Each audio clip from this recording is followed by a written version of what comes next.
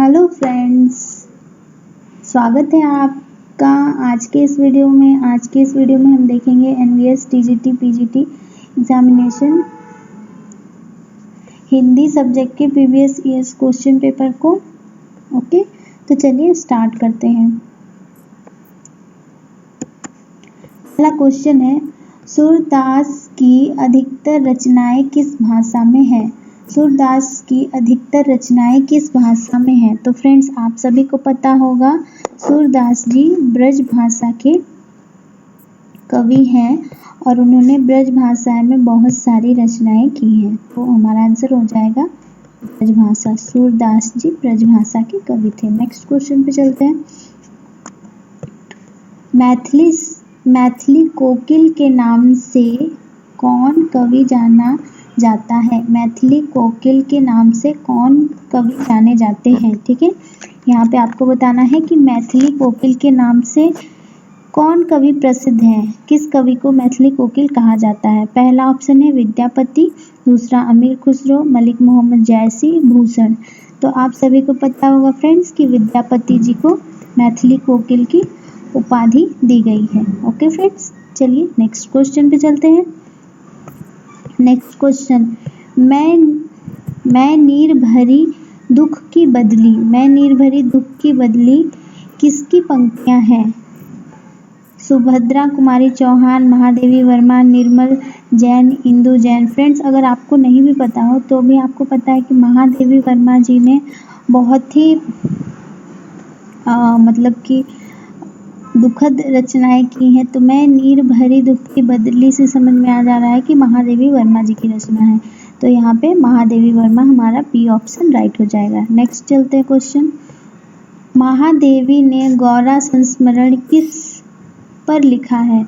मतलब महादेवी वर्मा का जो गौरा नाम का संस्मरण है वो किस पे आधारित है? गाय पर, कितिया, हिरनी या फिर गिलहरी? तो फ्रेंड्स, आपको पता ही होगा कि गौरा, गांव में गाय वगैरह को गौरा भी बुलाते हैं। तो ये जो गौरा संस्मरण है ना, वो गाय के ऊपर लिखा गया है। तो हमारा बी ऑप्शन सही हो जाएगा। ओके, नेक्स्ट क्वेश्चन पे चलते हैं।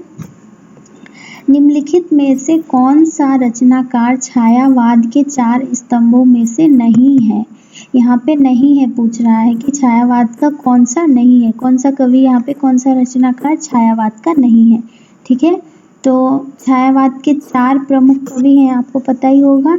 जयशंकर प्रसाद ये छायावाद के ही हैं, महादेवी वर्मा जी भी छायावाद की हैं, सुमित्रा नंदन पंत जी भी छायावाद के हैं, मैथिली शरण गुप्त जी द्विवेदी युग के कवि हैं। तो ये छायावाद के नहीं हैं। तो वही पूछ रहा है कि कौन छायावाद के नहीं है, तो आंसर हो जाएगा मैथिली शरण गुप्त। ठीक है, और छायावाद के 4 स्तंभ में पहला हो गया जयशंकर प्रसाद, दूसरा महादेवी वर्मा है, तीसरा है सुमित्रा नंदन पंत और चौथे हैं सूर्यकांत त्रिपाठी निराला जी।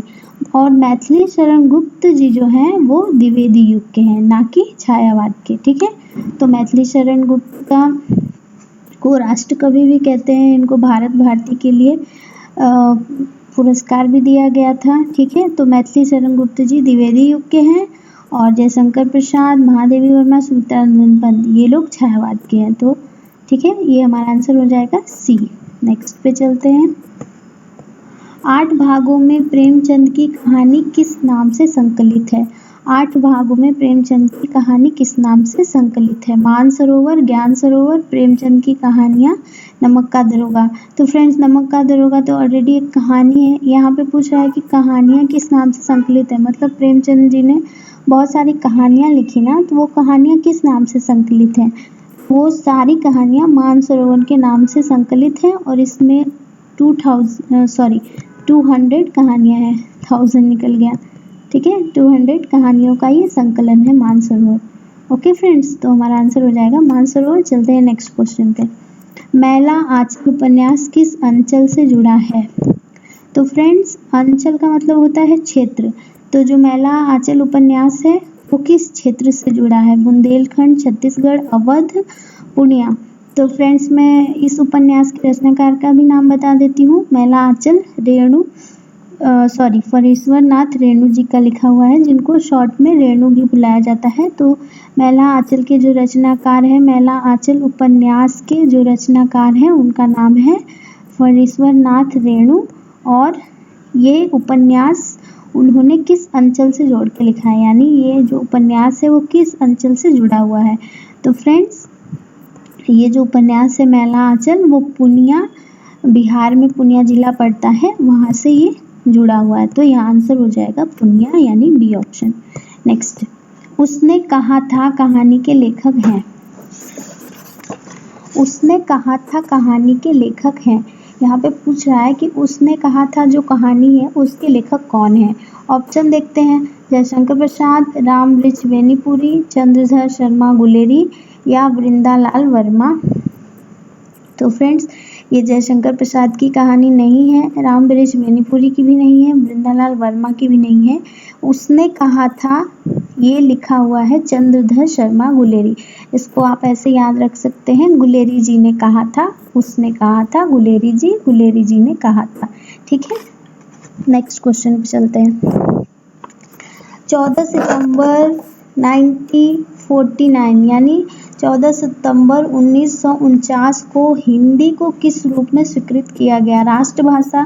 फ्रेंड्स, आप सभी को पता होगा कि अभी तक हमारी हिंदी राष्ट्रभाषा नहीं बन पाई है। ठीक है, हमारे देश की कोई भी अभी तक राष्ट्रभाषा है ही नहीं।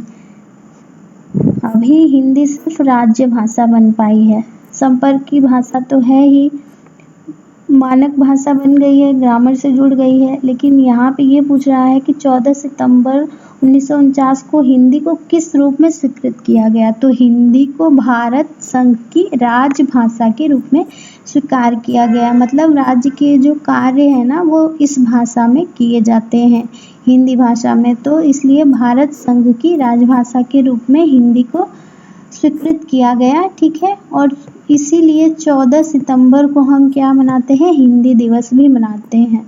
इसीलिए हम 14 सितंबर को हिंदी दिवस के रूप में मनाते हैं। क्यों? क्योंकि 14 सितंबर 1949 को हिंदी को भारत संघ की राजभाषा के रूप में स्वीकृत किया गया था। इस वजह से 14 सितंबर को हम हिंदी दिवस के रूप में हर साल मनाते हैं। ओके, नेक्स्ट क्वेश्चन पे चलते हैं। आंचलिक उपन्यासों और उनके लेखकों के नाम मैच करना है। ये देखिए फ्रेंड्स, ये उपन्यास है और ये उनके लेखक हैं। ठीक है, इधर उपन्यास के नाम दिए हैं और इधर उनके लेखकों के नाम दिए हैं, लेकिन हमें क्या करना है, इसको मैच करना है। ये मिसमैच है, मतलब इस तरह से दे दिया हुआ है, हमें बताना है कि कौन सा उपन्यास किसने लिखा है। तो बलचनामा, फ्रेंड्स बलचनामा जो है वो लिखा है हमारे नागा अर्जुन जी ने। ठीक है, तो इसका हम मर्ज कर देंगे 3 से। नागा अर्जुन जी ने लिखा है बलचनामा। पढ़ती परिकथा लिखा है फरेश्वर नाथ रेणु जी ने। ठीक है, करिए छिमा लिखा है शैलेश मटियानी ने। और टोपी शुक्ला लिखा है राही मासूम रजा जी ने।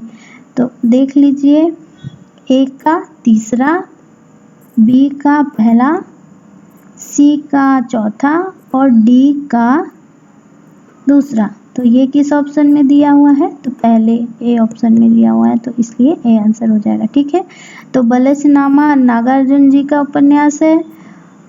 पढ़ती परिकथा फरेश्वर नाथ रेणु जी का है। करिए क्षमा शैलेश मटियानी का है। और टोपी शुक्ला जो है राही मासूम रजा जी का है। ओके, क्लियर हो गया। तो नेक्स्ट पे चलते हैं। वे शब्दांश जो शब्द के आरंभ में लगकर नए शब्द, यहाँ पे 2 छूट गया है, ये नया शब्द हो जाएगा। ठीक है, ठीक है, वे शब्दांश जो शब्द के आरंभ में लगकर नए शब्द का निर्माण करते हैं उन्हें क्या कहते हैं। तो फ्रेंड्स, आपको याद रखना है, यहाँ आरंभ लिखा है, तो आरंभ मतलब कोई शब्द जब बन रहा है उसके स्टार्टिंग में जो शब्द लगाते हैं उन्हें हम क्या कहते हैं, तो उन्हें हम उपसर्ग कहते हैं। इंग्लिश में इसको हम प्रीफिक्स कहते हैं, ठीक है। और जो पीछे लगता है उसको हम प्रत्यय कहते हैं, इंग्लिश में सफिक्स कहते हैं। तो ठीक है, शब्द के पहले जो लगता है उसे हम उपसर्ग कहते हैं। आप याद रखिएगा, ये बहुत कंफ्यूज करता है। शब्द के पहले यानी उपसर्ग, और शब्द के बाद में यानी प्रत्यय, यानी शब्द के पीछे जो लगे वो प्रत्यय। प से प्रत्यय याद कर लीजिए, पीछे प्रत्यय, पीछे प्रत्यय, पीछे प्रत्यय, और पहले आएगा तो वो उपसर्ग आएगा, ठीक है। शब्द के पहले उपसर्ग आता है। ओके, नेक्स्ट पे चलते हैं। रेखांकित पद का कारक पहचान कर सही विकल्प चुनिए। उसने अपने मित्र को 2 पुस्तकें दी। यहाँ पे क्या होगा, कौन सा कारक होगा? कर्ता, कर्म, संबंध, संप्रदान। तो फ्रेंड्स यहाँ पे मित्र को, ठीक है, मित्र को क्या करना है? मित्र को 2 पुस्तकें दी। फ्रेंड्स जब भी ना देने की बात हो तो वहाँ पे आ जाता है संप्रदान, ठीक है। तो यहाँ पे संप्रदान कारक हो जाएगा। ओके, नेक्स्ट पे चलते हैं। निर्गुण भक्ति के कवि नहीं है। निर्गुण भक्ति के कवि नहीं है। निर्गुण भक्ति के कवि नहीं है। तो फ्रेंड्स रैदास जी की तो भक्ति निर्गुण ही थी। कबीरदास जी भी निर्गुण भक्ति काव्यधारा के कवि थे। और कबीरदास जी के जो गुरु जी थे वो रामानुजाचार्य थे, जो वो भी निर्गुण भक्ति काव्यधारा के थे। दादू जी जो थे, दादू दयाल, ये नहीं थे निर्गुण भक्ति काव्यधारा के कवि। नेक्स्ट क्वेश्चन पे चलते हैं। निशा शब्द का समानार्थी शब्द होगा, यानी निशा का समानार्थी क्या होगा? निशा का मतलब पहले मैं बता देती हूँ। निशा का मतलब होता है रात। पर्यायवाची क्या होगा उसका? जुगनू। जुगनू तो नहीं होता है, जुगनू रात में चमकता है, एक छोटा सा कीड़ा होता है। परिंदा मतलब पक्षी हो गया। अंधकार मतलब अंधेरा हो गया। तो निशा का समानार्थी हो जाएगा रात्रि, ठीक है। नेक्स्ट क्वेश्चन पे चलते हैं। सुमित्रानंदन पंत की रचनाएं मुख्यतः किस युग से संबंधित है? तो फ्रेंड्स मैंने जब आपको पहले एक क्वेश्चन आया था उसमें मैंने बताया था कि सुमित्रानंदन पंत जी किस युग से संबंध रखते हैं। तो सुमित्रानंदन पंत जी किस युग से संबंध रखते हैं? सुमित्रानंदन पंत जी प्रगति युग, द्विवेदी युग, छायावाद या छायोत्तर। तो मैंने बताया था आपको कि सुमित्रानंदन पंत जी छायावाद के कवि हैं। छायावाद के 4 मेन कवि हैं, आप नाम याद रख लीजिए। जयशंकर प्रसाद, महादेवी वर्मा, सुमित्रानंदन पंत और सूर्यकांत त्रिपाठी निराला। ये 4 कवि हैं छायावाद के, ठीक है। नेक्स्ट क्वेश्चन पे चलते हैं। सूर्यकांत त्रिपाठी निराला ने अपनी पुत्री की याद में कौन सी कविता लिखी? सूर्यकांत त्रिपाठी निराला ने अपनी पुत्री की याद में कौन सी कविता लिखी? कल्याणी, सुनीता स्मृति, सरोज स्मृति, तुम और मैं। तो फ्रेंड्स निराला जी की पुत्री का नाम था सरोज, ठीक है। और उनकी मृत्यु हो गई थी 18 वर्ष में। सरोज की मृत्यु हो गई थी, ठीक है। सरोज कौन थी? निराला जी की पुत्री थी। तो उनकी याद में ही, यानी अपनी पुत्री सरोज के याद में उन्होंने एक कविता लिखी थी और उसका नाम रखा था सरोज स्मृति, ठीक है। आपको याद रहेगा, सूर्यकांत त्रिपाठी निराला जी की पुत्री थी, उनका नाम था सरोज। और उनकी स्मृति में, यानी 18 वर्ष की उम्र में ही सरोज की मृत्यु हो जाने के बाद निराला जी ने उनकी स्मृति में, उनकी याद में सरोज स्मृति लिखा, ठीक है। सरोज स्मृति नाम की कविता लिखी। ओके फ्रेंड्स, तो आपने देखा कि छायावाद से बहुत सारे क्वेश्चन पूछे जा रहे हैं, तो आप छायावाद अच्छे से प्रिपेयर कीजिए। ओके, नेक्स्ट क्वेश्चन पे चलते हैं। लहर किस विधा की रचना है? लहर नाटक है, निबंध है, काव्य है या उपन्यास है? तो फ्रेंड्स उपन्यास तो है नहीं, ठीक है। लहर क्या है? काव्य है। नाटक भी नहीं है, निबंध भी नहीं है, लहर एक काव्य है। जयशंकर प्रसाद का लिखा हुआ काव्य है लहर। खड़ी बोली का पहला महाकाव्य है। बहुत ही सिंपल क्वेश्चन है। खड़ी बोली का पहला महाकाव्य है हमारा प्रिय प्रवास। इसके रचयिता है हरिऔध जी, ठीक है। कौन है? हरिऔध जी। खड़ी बोली का पहला महाकाव्य कौन सा है? प्रिय प्रवास। प्रिय प्रवास और इसके रचनाकार कौन है? अयोध्या सिंह उपाध्याय, जिन्हें हम शॉर्ट में हरिऔध भी कहते हैं। तुलसीदास की प्रमुख रचना है, तो बहुत ही सिंपल क्वेश्चन है। तुलसीदास जी की प्रमुख रचना है रामचरितमानस, बी ऑप्शन हो जाएगा हमारा। ठीक है, नेक्स्ट क्वेश्चन, गोदान उपन्यास की नायिका है। तो फ्रेंड्स, अगर आपने गोदान पढ़ा होगा तो आप तुरंत बता देंगे इसका। तो गोदान की उपन्यास की नायिका है धनिया। ठीक है,